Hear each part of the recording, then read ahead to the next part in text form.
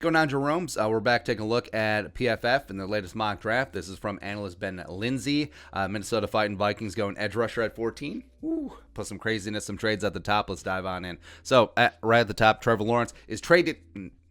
Jaguars, Trevor Lawrence, fait accompli, make it happen too.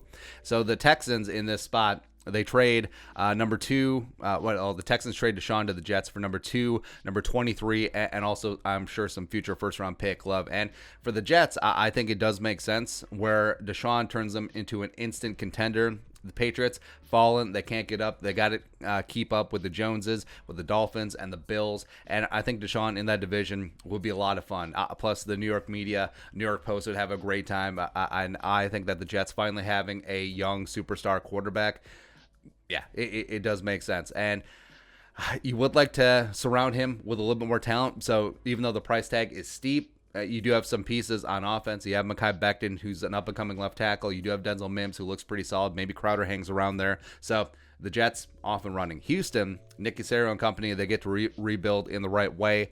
They get their picks back, or at least some semblance of draft selections back. They get 2 ones as opposed to having none from the Tunsil trade. And Zach Wilson is a guy probably going to need a year or two to really acclimate to the NFL game, but the big-time arm talent is absolutely there. Plus, you love the moxie. I think that he is the type of guy who could take the Texans to the moon eventually. You got Laramie Tunsil. Hopefully, this offensive line starts panning out a little bit more. Maybe Max Sharping, maybe Titus Howard actually gets their stuff together. So we'll see there. Oh, get rid of David Johnson, by the way. Bye. 3. So the Panthers trade up from 8. So the Panthers were officially in on Matthew Stafford. I don't think Teddy is back next year. But they move up to get Fields. Teddy, ye gone. And Justin Fields, I think, does sync up with what the Panthers want to be under Matt Rule. I think that they are young, they're fast, they're talented. And Justin Fields with that accuracy and big arm, working with those receivers, working with Christian McCaffrey, I think that is an absolutely ton of fun. Now, if they re-sign Taylor Moton, row the boat to protect his ass, I think that makes sense. 4, Falcons. So they miss out on the big 3 quarterbacks. So they're just like, well, poop. Arthur Smith doesn't get his quarterback of the future. Do they go Trey Lance? I mean, I guess it wouldn't be bat bleep insane, but picking up Penei Sewell, the best offensive lineman prospect in, I don't know, a decade, at least generationally.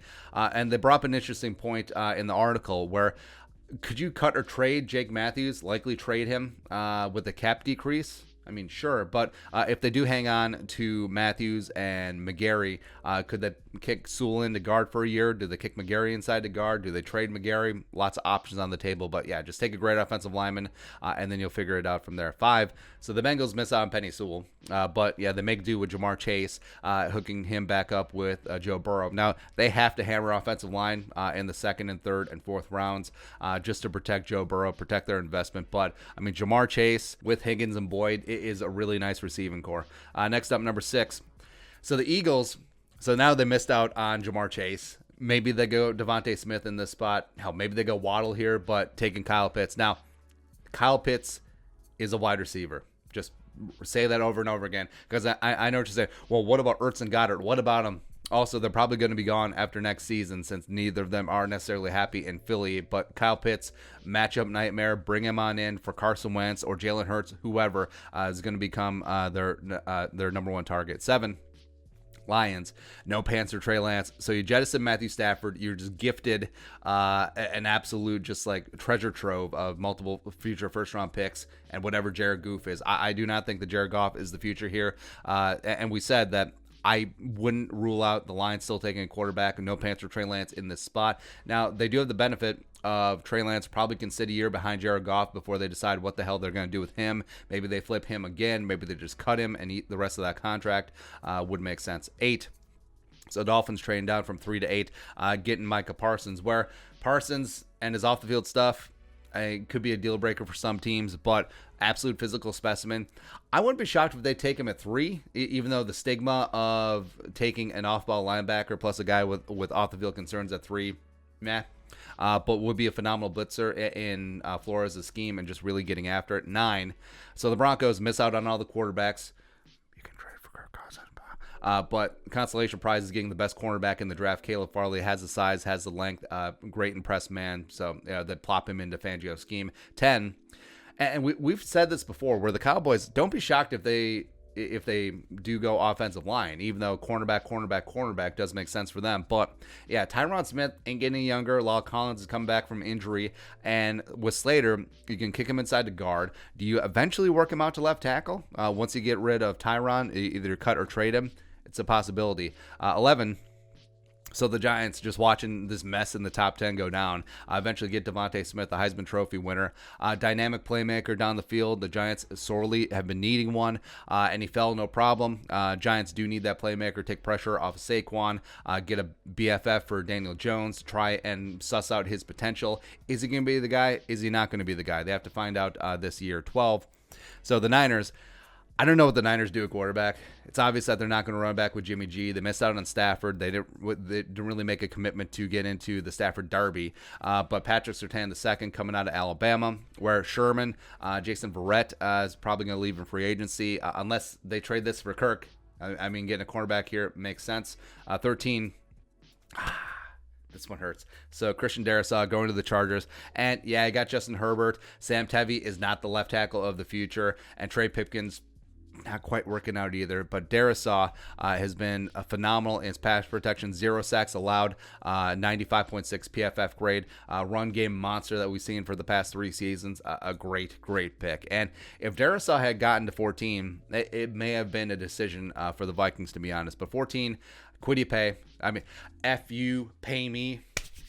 Now, I think people are just overlooking Kwity Paye, where he had a phenomenal career in Michigan, only played 4 games due to injury in 2020. But I think people's love affair with Gregory Rousseau, who is a solid player but has a lot more question marks and has a lot lower floor than Kwity Paye, I think he really is just flavor of the week. But guys on board at 14. So Mac Jones, could the Vikings just pick Mac Jones at 14? I would not be on board with it, but I could. Nah, I don't see it happening with Spielman. But Kwity Paye is there. Gregory Rousseau is there. J.C. Horn is there. Never put a cornerback past Mike Zimmer. Jalen Waddle, Kadarius Toney. Ooh, could you imagine? Christian Barmore is there. 14, a little bit too rich, maybe. Edge rushers, Aziz, Jason Owad, Jalen Phillips as well. Vera Tucker's on board. Tevin Jenkins, Jeremiah Usu-Koromora.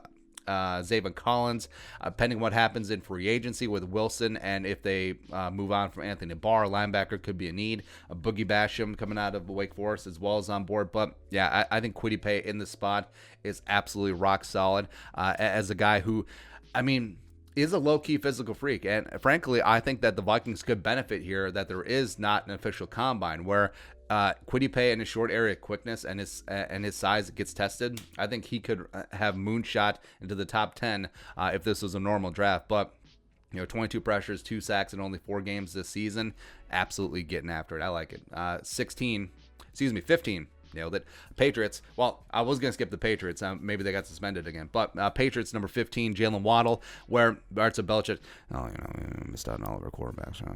Yeah, but he gets his own version of Tyreek Hill. Jalen Waddle is phenomenal at all levels, as well as just that straight line speed. Blazer. Absolutely dynamic. 16. Plus Belichick and Saban's connection.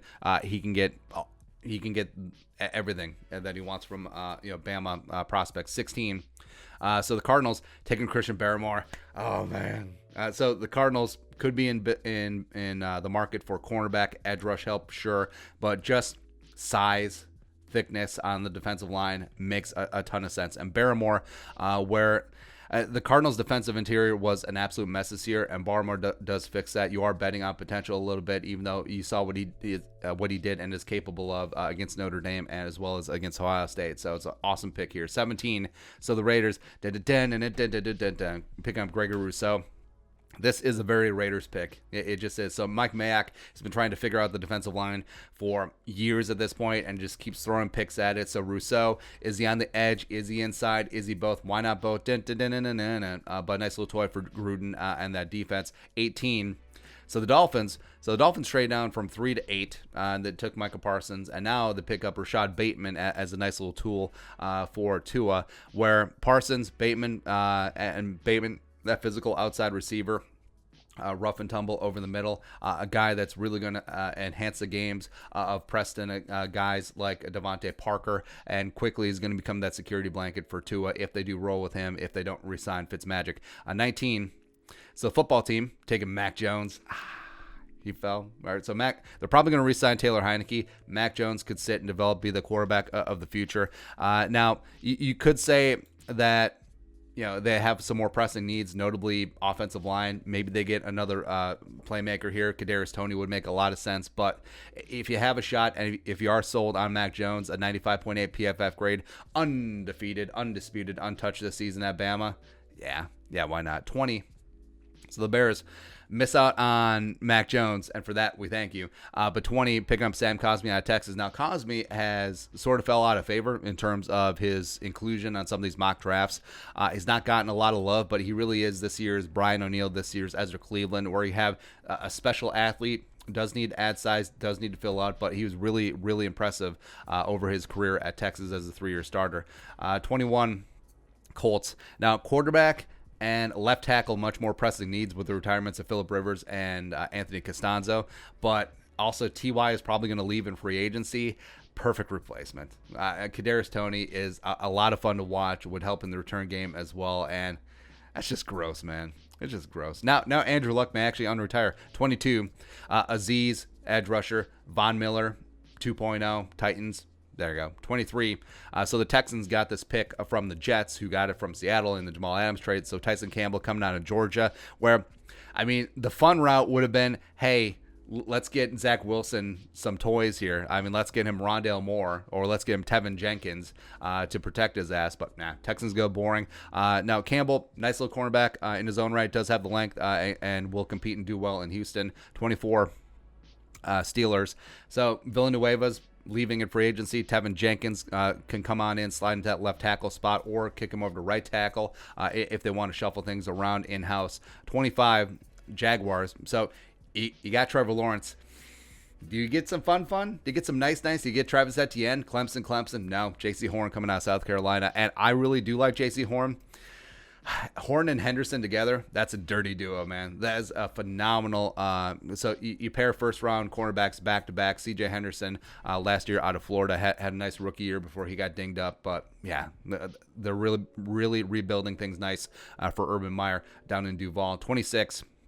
So the Browns picking up Jeremiah Usu-Koromora. Now, yeah, money backer in a sub-package league makes a ton of sense here. You could see them going edge since Olivier Vernon's probably going to be on his way out. But also factoring in, remember, they play in the AFC North, so they have to face Lamar Jackson twice a year. So a spy for Lamar in sub-package, as well as you're going to be facing up against Joe Burrow, just a guy that's going to be matching up in that sub-package spread offenses of today. Makes sense. 27.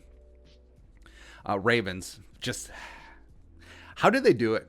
They just rebuild and reload on the offensive line and front seven. It annoys me. Eric DeCosta, you're a genius. But Ravens pick up Elijah Vera Tucker, who I really like coming out of USC. If the Vikings took him at 14, I would understand it, but I think Vikings fans would riot, mainly because he wears number 75 and he's from USC. But just a rough and tumble offensive lineman, a guy who's probably going to be best suited at guard, but can play tackle in a pinch for you, and then they move on with life. 28. So the Saints. Quarterback or linebacker. You see in a lot of mock drafts, but Rondale Moore in this spot. Man, gross. Having yourself a wide receiver who runs more than just slants.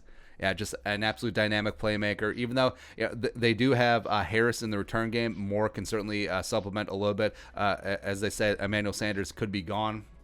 So, man, if you're not going to have a good quarterback, or if you're going to have Jameis and a combination of him and Taysom, I mean, just get dudes who could take 3-yard routes and turn it into something.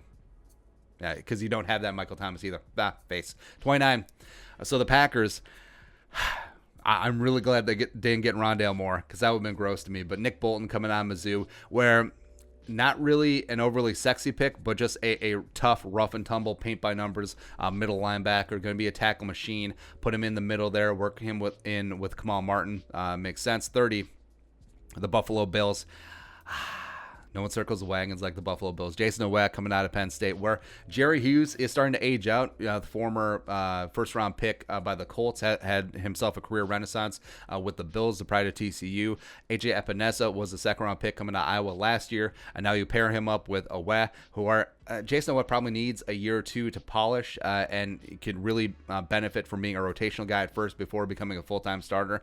But that is a nice edge duo for Leslie Frazier and company. 31. So the Bucs getting Alex Leatherwood. Now, they do mention that maybe they get rid of Donovan Smith. I don't know. Tristan, we're certainly holding things down on the right tackle side. But Leatherwood, where Leatherwood's had a nice career at Alabama, really didn't do himself any favors at the Senior Bowl, but it is what it is. But yeah, I think that Leatherwood still potentially could be a late first-round pick. 32. So the Chiefs picking up Trevor Moehrig, the safety at TCU, the only safety drafted in the first round, where they already have Honey Badger, and they could use some freshening on Daniel Sorensen. But Moehrig and Honey Badger together, that's gross. That's a great combo. I like it. Dudes who are still on board didn't get in the first round. So Kyle Trask, you thought maybe Steelers, maybe Saints at the end of the first round, but no, didn't happen.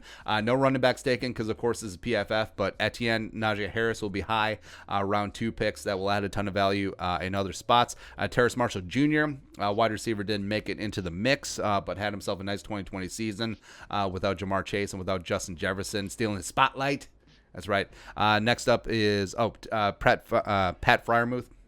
Yeah, the other tight end, who frankly should be getting more love in this draft season, but everyone talks about Kyle Pitts.